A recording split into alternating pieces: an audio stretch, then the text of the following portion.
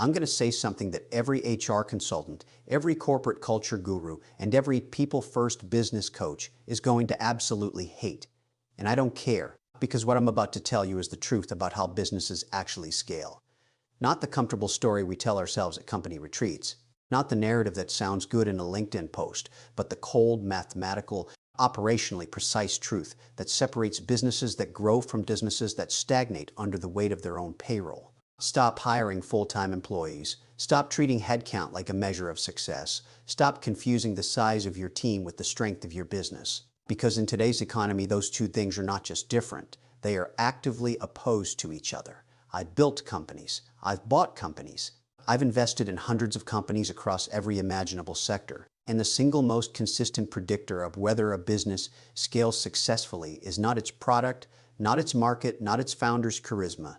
It's the flexibility of its cost structure. The businesses that scale fast are the ones that can grow their output without proportionally growing their fixed costs. And nothing in the modern business operating model creates more dangerous, more rigid, more growth-killing fixed cost than a bloated full-time employee base that was built for a stage of the business that no longer exists. So here's my question for you, and I want real answers in the comments right now. How many full-time employees does your business currently have? And honestly, hand on heart, how many of those roles genuinely require a full-time, permanent, benefits-loaded employment relationship? Because I suspect for most of you watching this, the number is significantly smaller than your current headcount. And the gap between those two numbers is costing you more than you realize. Drop it below. Tell me what you're actually working with, because this conversation gets much more useful when it's grounded in reality. Now let me establish the framework, because this is not an anti-people argument. Let me be unambiguous about that from the start. People are the engine of every great business. Talent is the most valuable asset in any organization. I believe that completely, and I've built my investment philosophy around it. What I'm arguing against is a specific legal and financial structure, the full-time permanent employment model being applied as the default, reflexive, unexamined response to every growth challenge in a business. That default is expensive. That default is slow. That default is a legacy of 20th century business thinking that has no place in a 21st century company trying to compete at speed. The world of work has fundamentally changed. The data makes this undeniable. According to multiple workforce studies, the independent contractor and freelance workforce in the United States alone now comprises somewhere between 36 and 40% of the entire working population. Approximately 60 million Americans are doing some form of freelance or contract work. The global freelance platform economy is growing at a rate that consistently outpaces traditional employment. And this isn't because workers are being forced into instability. Increasingly, it's because talented, highly skilled professionals are choosing flexibility, autonomy, and the ability to work across multiple engagements over the supposed security of a single employer. The talent you need to scale your business, a growing portion of the best of it, is not available on a full-time basis. It's available on a project basis, a contract basis, a retained basis. And if your hiring model doesn't accommodate that reality, you're self-selecting out of access to significant pools of exceptional capability. Let me contrast two companies. Same industry, same market opportunity, same starting capital. Company A hires full-time for every function from the beginning. Marketing director, operations manager, sales team, customer service reps, content creators, developers. Each hire comes with a salary, benefits, payroll taxes, onboarding costs, workspace requirements, and the full complexity of an employment relationship. Within 18 months, they have 22 full-time employees and a monthly fixed cost base of approximately $400,000. Revenue is growing, but it's not growing fast enough to outrun the cost structure. The founder is spending 40% of their time on HR issues, performance management, team dynamics, compliance, benefits administration, instead of on the product and the customer. The business is not unprofitable, but the margins are thin, the runway is short, and any unexpected revenue softness creates an immediate cash flow crisis because the fixed cost base doesn't flex. The business is fragile. It looks big, it feels successful. But the financial architecture underneath it is under constant pressure. Company B approaches the same growth challenge with a different philosophy. They identify the roles that require genuine institutional continuity, the positions where deep organizational knowledge, consistent customer relationships, and long-term strategic thinking genuinely justify a permanent employment structure. They hire full-time for those roles only. For everything else, specialized marketing execution, development sprints, content production, data analysis, customer service scale-up, sales campaign management. They build a network of high-quality contractors, fractional executives, and specialist freelancers engaged on project terms. Their full-time headcount at the same 18-month mark is 7 people. Their variable workforce, the contractors and specialists they engage as needed, represents the equivalent of perhaps 20 full-time roles, but the cost is incurred only when the work is being done. Their fixed monthly cost base is approximately $90,000. Their variable costs flex with revenue. When a project ends, the cost ends. When a new capability is needed, they access it within days rather than going through a 6-week hiring process. Their margins are healthier, their runway is longer, their founder is spending time on strategy and product rather than performance reviews and PTO requests. The business is leaner, faster, and structurally more resilient than Company A at every point in its growth trajectory. Same market, completely different financial outcomes. And the difference is entirely a function of the employment philosophy.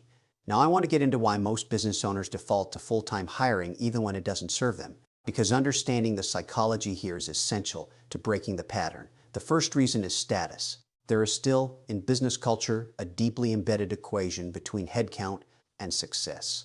We're a 50-person company sounds more impressive than we're a 7-person core team with an extended network of 40 specialists. It shouldn't, but it does. And founders, especially first-time founders, are susceptible to this status signal. They hire full-time because it makes the business feel real, feel established, feel serious. This is vanity dressed up as strategy, and like all forms of vanity in business, it's expensive. The second reason is control. There's a psychological comfort in having someone on your payroll in the sense that they're yours, that they're available whenever you need them, that you can direct their work comprehensively. This feeling of control is largely an illusion. The employment relationship doesn't give you the kind of reliable, consistent output that people imagine it does. Full-time employees have good days and bad days, productive periods and unproductive ones.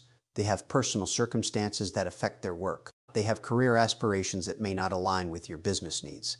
They can leave at any time, taking their institutional knowledge with them, often at the worst possible moment. The feeling of control that full-time employment provides is real enough psychologically, but it's substantially weaker than business owners believe when they're making the hiring decision. The third reason is habit and template. Most business owners grew up in organizations built on the full-time employment model. They learned business in that context. Their mentors ran businesses that way. The template they're working from is a template built for a different era. An era before platforms like Upwork and TopTal and Contra made world-class freelance talent accessible at scale. Before Zoom eliminated geography as a constraint on who you could work with.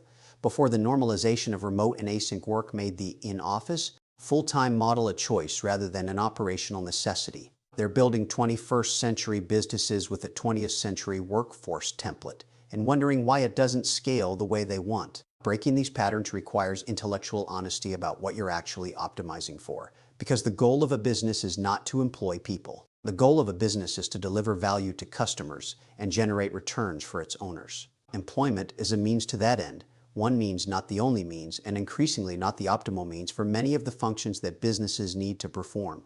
Let me get specific about which roles genuinely justify full-time employment and which ones don't, because this is where the framework becomes actionable. Full-time employment makes genuine sense when the role requires deep, continuous institutional knowledge that builds over time and that would be costly and slow to transfer to a new person. Customer relationships managed at a senior level.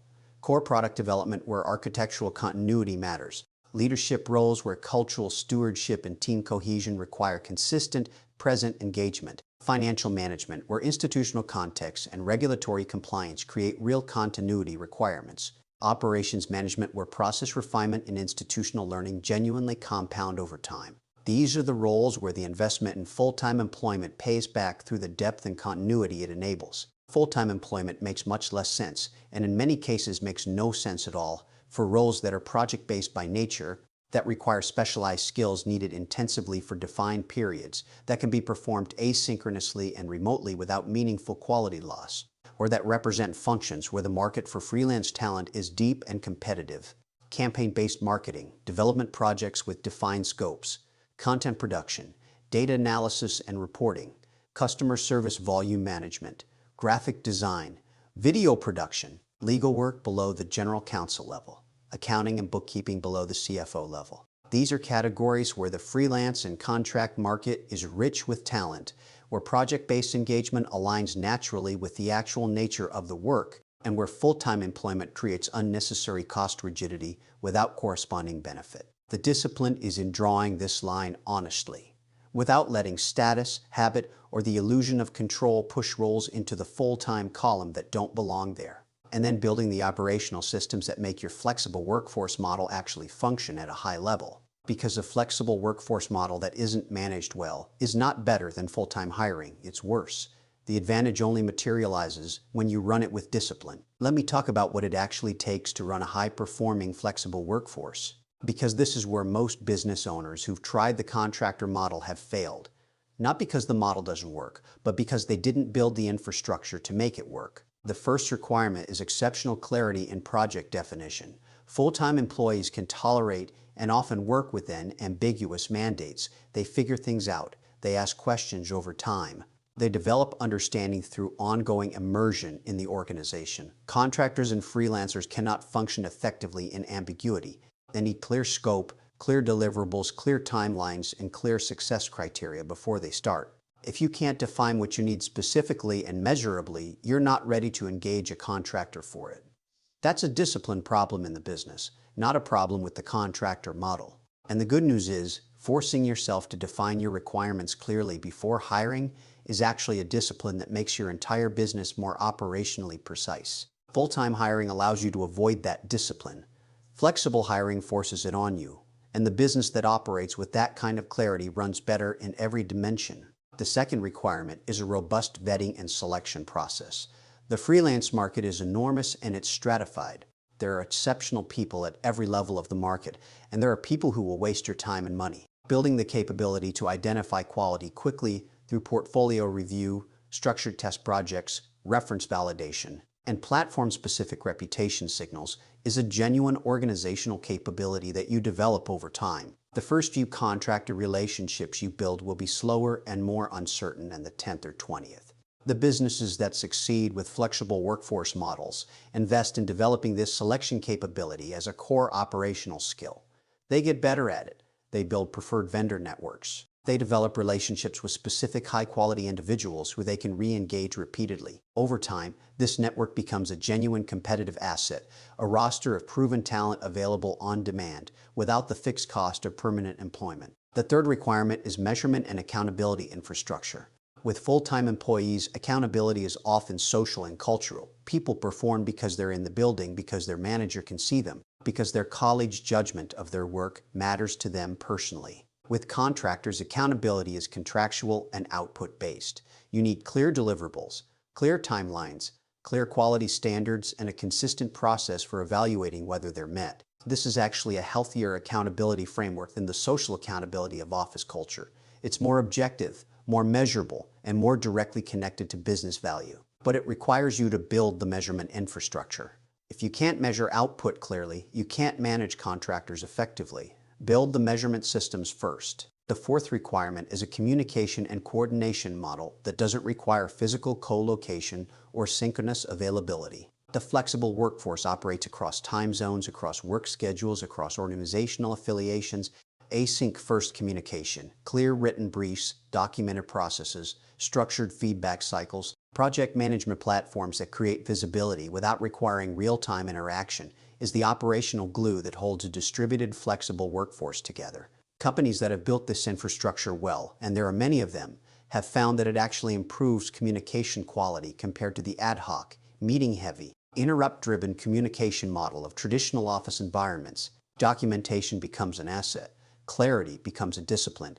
Context is preserved rather than lost in verbal conversations that nobody recorded. Now let me talk about the cost mathematics in a way that makes the financial case undeniable, because business decisions should ultimately be anchored in financial reality. A fully loaded full-time employee, salary plus benefits, employer payroll taxes, health insurance contribution, retirement contribution, paid time off, recruiting cost amortized over tenure, onboarding cost, management overhead, workspace cost.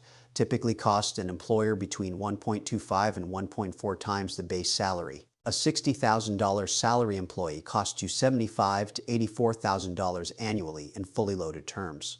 A $100,000 salary employee costs you $125,000 to $140,000. These numbers are not negotiable. They are the mathematical reality of full-time employment, and most business owners dramatically underestimate them because they focus on salary rather than total cost. A contractor billing at the equivalent hourly rate works out differently than people expect because you're only paying for hours actually worked on productive tasks. No PTO, no sick days, no benefits administration overhead, no recruiting cost when the project ends, no severance when the work is complete, no workspace cost for remote contractors, and critically, no cost at all during periods when you don't have work to give them. The full-time employee costs you $75,000 whether you have $60,000 worth of productive work for them or not. The contractor costs you exactly what the work costs, delivered when the work exists. When you model this honestly across a 12-month period for most small and medium business functions, the contractor model is typically 20 to 40% less expensive per unit of productive output than the full-time employment model, even when the contractor's hourly rate appears higher than the equivalent full-time salary would imply. The savings aren't in the rate, they're in the utilization and the absence of fixed costs during non-productive periods. And that's before you factor in the speed advantage. The average time to fill for a full-time position in most sectors is 42 days. That's 6 weeks where the work isn't getting done, the revenue isn't being generated, the project isn't moving forward, while you interview, evaluate, negotiate, and onboard. A qualified contractor can typically be engaged and productive within a week. In a fast-moving business, that 6-week difference is not a minor operational inconvenience. It's a meaningful competitive disadvantage. Market windows don't wait for your hiring process to complete. Let me address the quality argument, because it's the most common pushback I hear. Contractors aren't as invested. They don't care about the business the way full-time employees do. You get what you pay for. This is partially true and largely irrelevant when you structure the engagement correctly. It's partially true that contractors don't have the same emotional investment in your company's success as a long-term employee might. They're building their own business, their reputation, their portfolio, their client relationships. Their motivation structure is different. But different doesn't mean inferior. A contractor's professional reputation rides on every engagement. A bad outcome with your project damages their ability to get the next project. The accountability structure of the freelance market is in many ways more rigorous than the accountability structure of permanent employment, because the freelancer can't coast on tenure, on relationships, or on the organizational inertia that protects underperforming full-time employees in most organizations. They perform or they don't get hired again. That's a clean, honest accountability mechanism. And for the roles where genuine emotional investment in the company's long-term success is genuinely valuable. For the core team roles I described earlier, hire full-time, build that investment, cultivate it. Those relationships are worth the cost and complexity of full-time employment precisely because the investment compounds over time into something that can't be replicated by project-based engagement. The framework isn't all or nothing.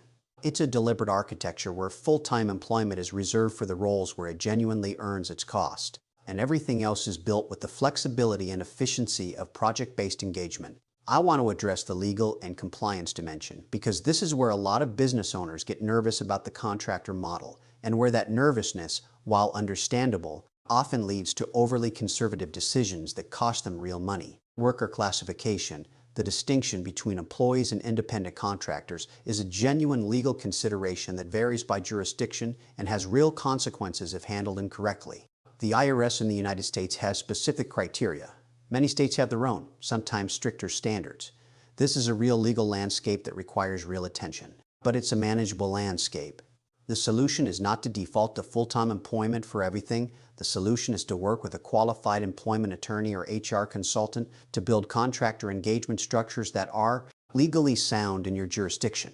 This is a one-time investment in getting the model right, not a permanent obstacle to using the model at all. The businesses that have done this work, that have built legally compliant contractor engagement frameworks with clear scope of work agreements, proper classification analysis, and appropriate documentation, operate the flexible workforce model at significant scale without material legal exposure. The businesses that avoid the model because of vague legal anxiety leave an enormous competitive and financial advantage on the table, perpetually at significant cost to their growth trajectory. Do the legal work once, do it properly, then build the model with confidence. Let me talk about culture, because this objection comes up constantly. You can't build a strong company culture with contractors. Culture requires community. Community requires people who are with you full time. This framing conflates two things that don't need to be conflated: culture and physical co-location in a permanent employment structure. Culture is a set of values, standards, and behavioral norms that define how work gets done and how people in and around the organization treat each other and the customer. Culture lives in how you write your project briefs, how you give feedback, what quality standards you enforce, how you communicate expectations, and what you celebrate and what you don't tolerate. Culture is present in every interaction between your core team and the contractors they engage with. The best contractors I've worked with have told me that the culture of their client organizations is immediately legible.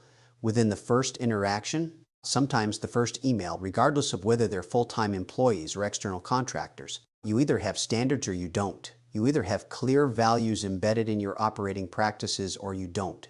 That's culture. And it doesn't require a full-time employment relationship to be real and to influence behavior. What culture does require is a strong, clear, consistently modeled core. And that's your full-time team. The small, high-caliber permanent team that you build with extreme selectivity, that you invest in deeply, that you treat as partners in the enterprise rather than resources. When that core is strong, the culture radiates outward to every contractor and external contributor who touches the business. When that core is weak or undefined, no amount of full-time headcount will create a culture worth having. I want to spend a moment on the talent access dimension, because I think it's underappreciated in most discussions of employment model strategy. The full-time employment model is, fundamentally, a local or at best regional talent market. Even with remote work normalized, the friction of full-time employment time zone requirements benefits jurisdiction complexity. The cultural expectations embedded in a permanent employment relationship limits your effective talent pool in practice. The contractor model, by contrast, is a genuinely global talent market. The best marketing strategist for your specific challenge might be in Portugal. The best developer for your platform architecture might be in Poland. The best financial modeler for your fundraising needs might be in Singapore. These people are accessible through the contractor model in ways they simply aren't through conventional full-time hiring. And in specialized, high-skill domains, accessing the best rather than the best available in your geography can make a qualitative difference in outcomes that no cost optimization can match. I've engaged contractors for my portfolio companies from over 30 countries in the past 5 years. The quality, reliability, and cost efficiency of this global talent access has been, without question, one of the most significant operational advantages of the flexible workforce model. The businesses that limit themselves to local hiring pools, even with remote-first nominal policies, are making a talent access choice that constrains the quality ceiling of their outcomes. The businesses that genuinely embrace the global freelance talent market are accessing a fundamentally different and broader pool of capability. Now let me talk about scaling specifically, because the title of this conversation is about scaling fast, and everything I've discussed so far has been building toward this point. Scaling fast requires two things simultaneously: the ability to grow output rapidly when opportunity presents, and the ability to maintain operational efficiency without the cost drag of excess capacity during slower periods. These two requirements are almost completely contradictory within a full-time employment model. If you staff for peak output, you carry expensive excess capacity during normal periods. If you staff for normal periods, you can't respond to peak opportunity without a hiring cycle that takes 6 to 12 weeks minimum.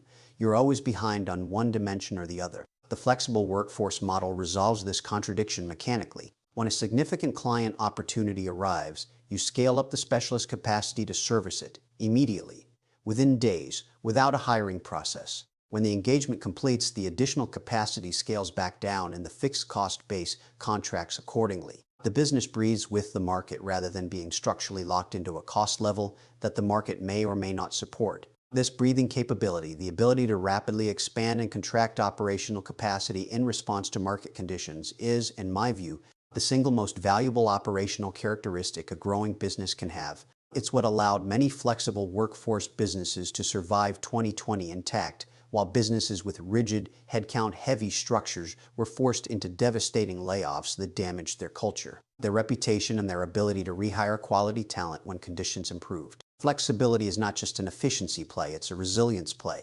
And in an environment of genuine uncertainty, which is the only environment the business has ever actually operated in, despite what forecasters tell you, resilience is worth a premium. Let me give you the implementation roadmap, because none of this matters if you don't know how to actually make the transition. If you're building from scratch, starting a new business or a new function, the default should be contractor first. Assume every role is project-based until proven otherwise.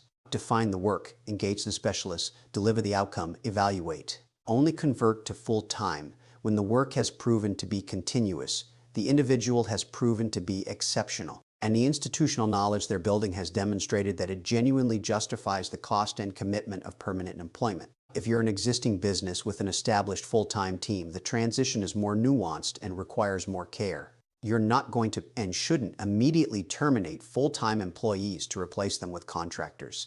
Beyond the legal complexity, that's not the right approach operationally or ethically. Instead, the transition happens at the margin. When someone leaves voluntarily, evaluate whether the role needs to be replaced on a full-time basis or whether a contractor arrangement would serve the business better. When new work emerges, default to contractor engagement rather than full-time hire. When existing roles evolve or project-based work expands, structure new capacity additions as contractor engagements. Over time, typically 12 to 24 months, the workforce composition shifts toward a leaner full-time core and a more robust, flexible external network. The transition is gradual and largely organic. The psychological shift required from leadership is the harder part. It requires letting go of headcount as a success metric. It requires developing comfort with a workforce model where you don't control every hour of people's time. It requires building the operational disciplines, clear project definition, rigorous output measurement, async communication infrastructure that make the flexible model work at a high level. These are learnable skills, but they require intentional development, not just the passive adoption of a new hiring policy. Here's what I tell every founder who comes to me with a scaling challenge. Before you hire your next full-time employee, ask yourself 4 questions.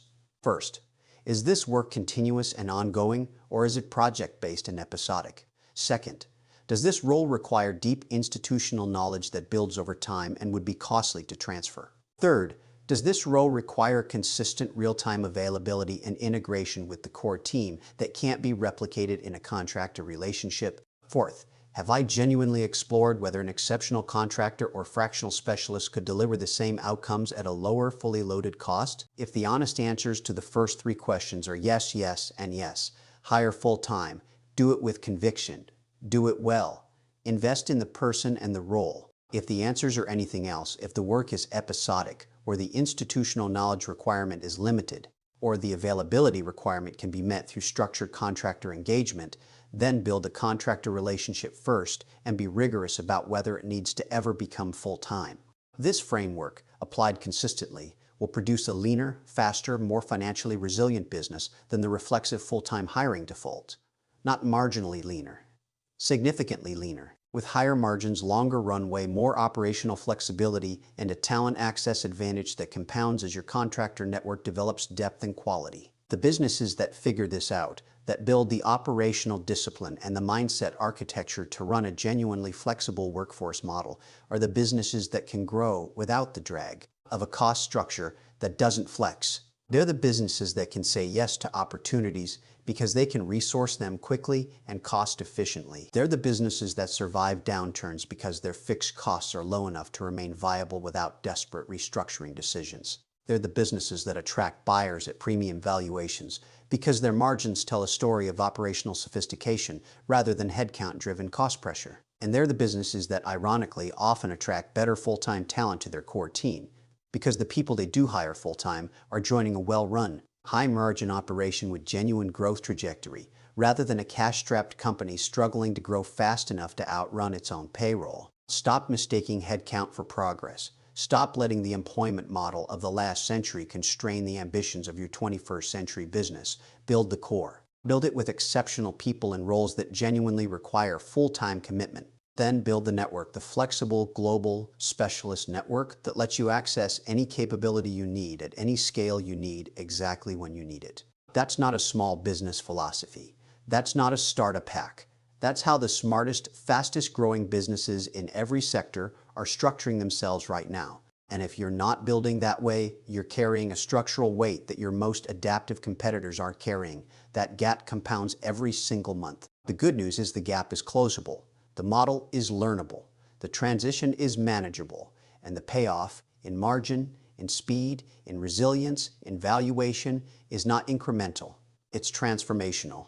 Start today, not with a massive reorganization, with one question: what's the next role you were planning to hire full-time, and does it actually need to be? Answer that question honestly, and act on the answer with discipline. And you've already started building a faster, leaner, more scalable business than the one you woke up with this morning. That's the move. Make it. If this reframed how you think about hiring and scaling, hit the like button and subscribe, because this is exactly the kind of unfiltered operational thinking I bring to every video. And right now, drop in the comments, what's the next hire you were planning to make full-time, and are you going to reconsider it after watching this? I want to know, because the people who answer that question honestly are the ones who are actually going to build something. Let's go.